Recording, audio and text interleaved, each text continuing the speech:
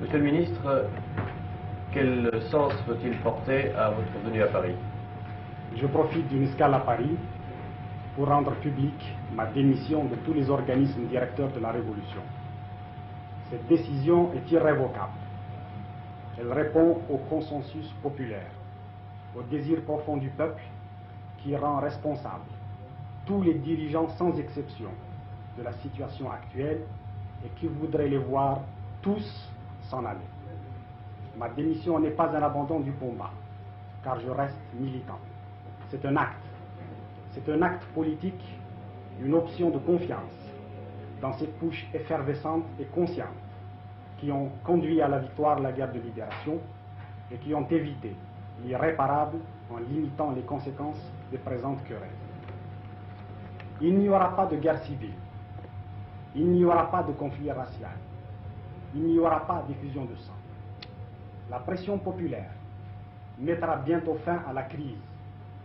Cette pression se traduit déjà par l'attitude responsable et intelligente, parce que neutre et arbitrale des frères dirigeants de la Wilaya 4. Je suis sûr qu'ils joueront avec tact et fermeté leur rôle historique dans le rétablissement de l'unité. En définitive, la solution doit résider dans un recours au verdict du peuple. Provisoirement, le peuple s'est prononcé, et c'est lui qui a toujours raison, pour le départ de tous les dirigeants.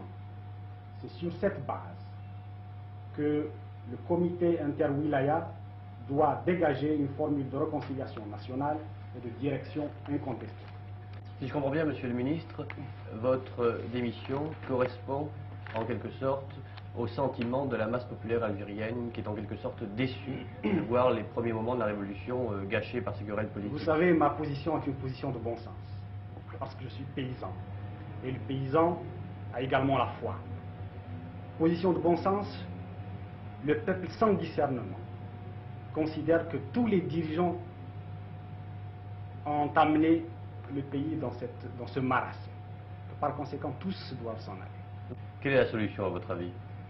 Bien, la solution est dans l'arbitrage et la médiation CNRA? Qui se développe à l'heure actuelle. L'arbitrage du CNRA, par exemple? Non, l'arbitrage des militants. Qu'est-ce que vous pensez du CNRA? Qui s'articulera probablement sur le conseil des wilayas, inter-wilayas. Le CNRA est un organisme, je dois vous le dire franchement,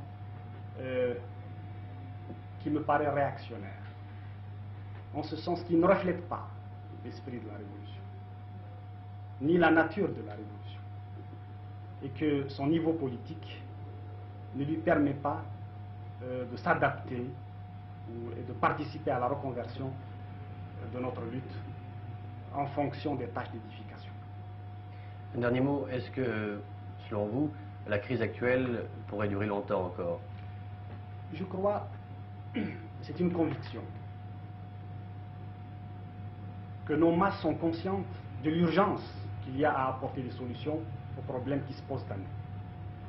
Je pense notamment à la nécessité de préparer rapidement la rentrée scolaire et la première campagne de lutte contre l'analphabétisme. Ces problèmes sont urgents, ils sont concrets, ils sont flagrants, si vous voulez, et ils se posent tous les jours à notre peuple. D'où l'impression que l'on recueille auprès des dirigeants qu'il faut aller vite, qu'il faut régler cette querelle et affronter les tâches d'édification. Je suis extrêmement optimiste pour ma part, et le peuple est optimiste aussi. Ce sentiment de lassitude à l'égard des dirigeants ne s'exprime pas quant à l'avenir. Vous pensez donc que d'un côté comme de l'autre, on va lâcher du lest et on va trouver une solution de compromis? C'est ma conviction. Je vous remercie, monsieur le ministre.